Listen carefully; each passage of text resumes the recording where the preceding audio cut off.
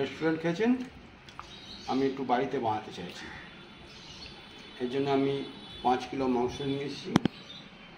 আজকে আমার মেয়ের জন্মদিন উপলক্ষে আমি চিকেন চাপ বানাবো। 5 কিলো মাংসটাকে প্রথমে আমি ভালো করে ধুয়ে নিয়েছি। ধুয়ে নেওয়ার পর ছুরিতে এইভাবে কাটিং করে দিয়েছি মাংসের মধ্যে, যাতে মশলাগুলো ভালোভাবে ঢোকে। বেশিরভাগই লেগ পিস আছে, লেগ পিস হলে খুব ভালো হয়। এবং মিট মাংস নিয়েছি, আমার বড় মেয়ে মিট মাংস খেতে খুব ভালোবাসে, সেই জন্য সলিড মিট নিয়েছি। প্রথমে পেঁয়াজ, কাঁচা লঙ্কা, রসুন ভালো করে পেস্ট করে নিয়েছি।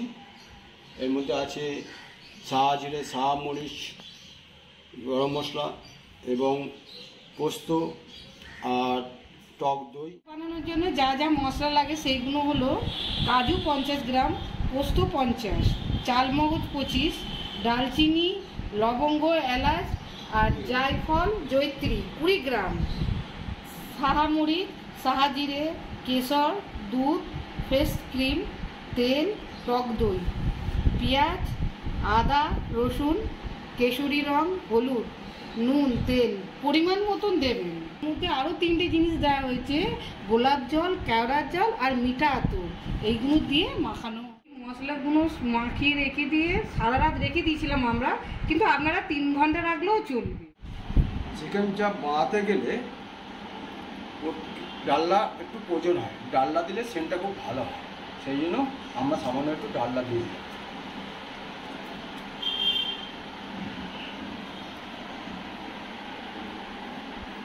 এরপরে আমরা সাদা তেল নেব, একটু সাদা তেল দিতে হয়।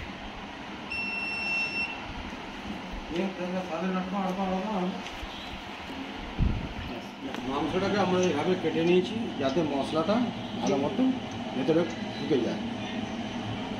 এবারে ম্যারিনেট করা জিনিসটাকে তেলটা গরম হয়ে যাওয়ার পর আস্তে আস্তে এটাকে একটু ভেজে নিই।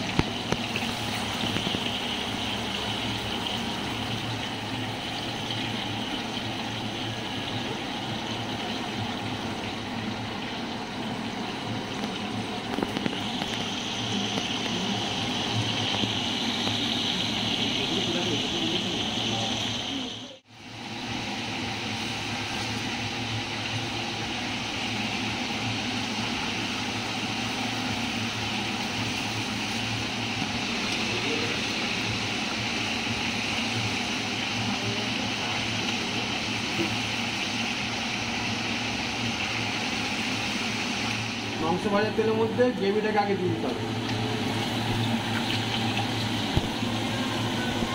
ম্যারিনেট করা এই গ্রেভিটা দিয়ে দিলাম।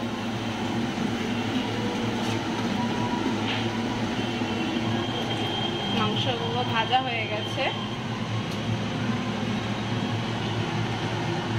আর এটা পুরো ম্যারিনেট করা ছিল যে মশলাগুলো, সেগুলো ওই ভাজা তেলটার মধ্যে দিয়ে দেওয়া হলো।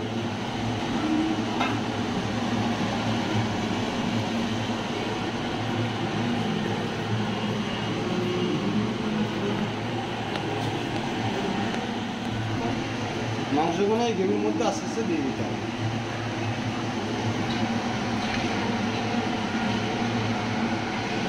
ভালো করে মিশিয়ে জিনিসটাকে দিয়ে দিই।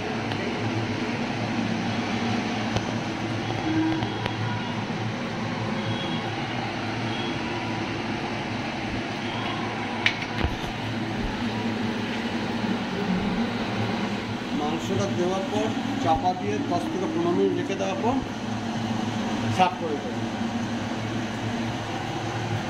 যেহেতু মাংসটা ভাজা হয়েছে, মাংসটা মোটামুটি হয়ে এসেছে।